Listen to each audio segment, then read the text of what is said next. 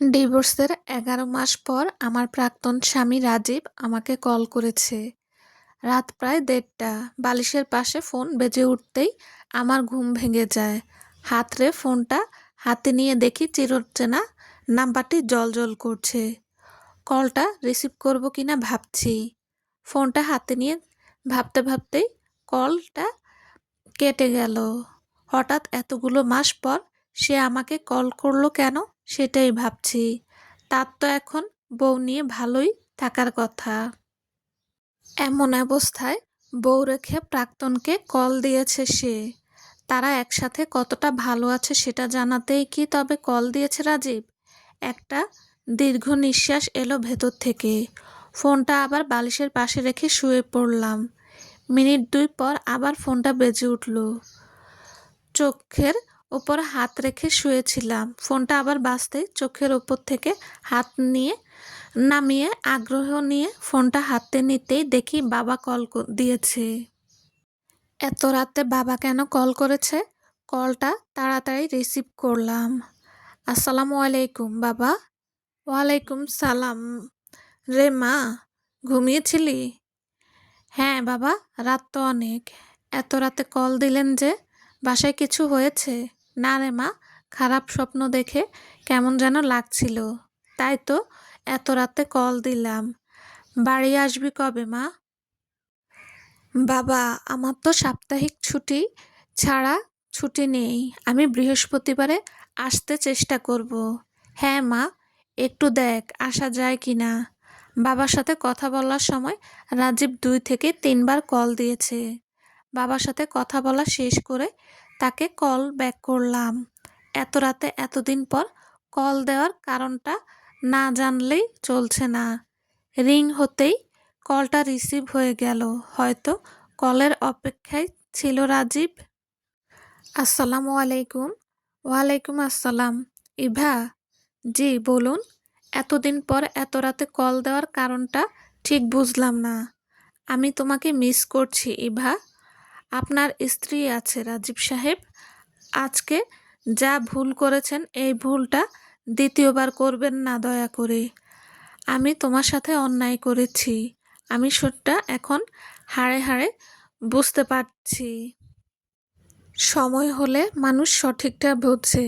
আপনিও বুঝেছেন, তবে সময়টা দেরিতে এসে। কোনো প্রয়োজনীয় কথা না থাকলে ফোনটা রাখছি। প্লিজ ফোনটা রেখো না।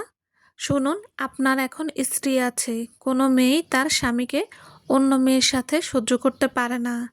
আমি একটা মেয়ে। আমি মেয়ে হয়ে আরেকটা মেয়ের স্বামীর সাথে মাঝরাতে কথা বলতে পারি না। আমার বিবেক বাধা দেয়। আপনার সাথে আমার যে সম্পর্ক ছিল সেটা অনেক আগেই শেষ হয়ে গিয়েছে। এখন আর কিছু অবশিষ্ট নেই। আপনার জায়গাও আমার মনে নেই।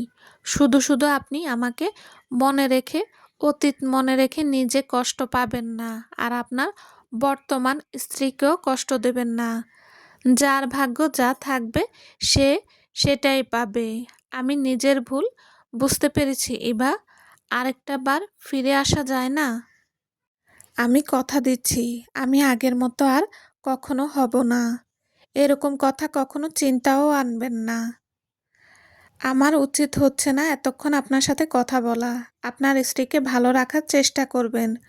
দয়া করে এবার আর স্ত্রী রেখে পরনারীর দিকে নজর দেবেন না। মানুষের সব সময় একরকম থাকা উচিত না। নিজেকে পরিবর্তন করুন।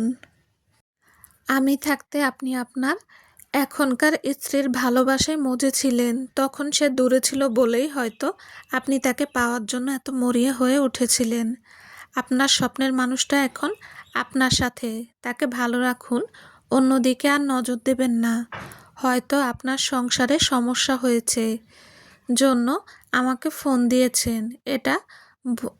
এই ভুলটা আর কখনো করবেন না। নিজেদের মধ্যে সব মিটমাট করে নিন। বোঝাপড়া ঠিক করে নিন। আসসালামু আলাইকুম। এই লোকটা একদিন তার প্রেমিকাকে বিয়ে করতে আমার জীবন অতিষ্ঠ করে তুলেছিল বছরখানেক আগে। তার বাড়ি থেকে আমার সাথে জোর করে বিয়ে দেওয়ার সব ক্ষোভ এসে পড়েছিল আমার উপর। পুরুষ মানুষকে জোর করে কিভাবে বিয়ে দেওয়া যায় সেটা আমার জানা নেই।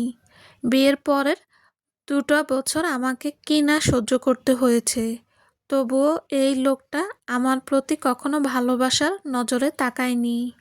প্রেমিকাকে বিয়ে করতে আমার গায়ে কলঙ্কের দাগ দিতে দ্বিতীয়বার ভাবেনি। এখন আবার বর্তমান স্ত্রীকে হয়তো ভালো লাগছে না, এ সকল মানুষের ছায়াও আমার জীবনে আনতে চাই না। দুষ্টু গরুর চেয়ে শূন্য গোয়াল শতগুণ উত্তম। ফোনের সিমটা খুলে ফেলে নিশ্চিন্তে ঘুমানোর প্রস্তুতি নিলাম। আমার মাথার ওপর আমার রব আছেন, তিনি কখনো আমার খারাপ চাইতে পারেন না। হয়তো কোনো একদিন কেউ আসবে আমার জীবনে যে আমাকে তার জীবনের সবটা দিয়ে ভালোবাসবে। যদি না আসে, একা থাকবো, তবুও অতীতের দিকে ফিরে তাকাবো না। আমার অতীতে যে জঘন্য, নিকৃষ্ট, পীড়াদায়ক, আমার অতীত অন্ধকারাচ্ছন্ন। সমাপ্ত। আসসালামু আলাইকুম, আমি রেশমি বলছি। আপনাদের যদি আমার গল্প ভালো লেগে থাকে তাহলে প্লিজ একটা করে লাইক কমেন্ট করে যাবেন। আসসালামু আলাইকুম, আল্লাহ হাফেজ।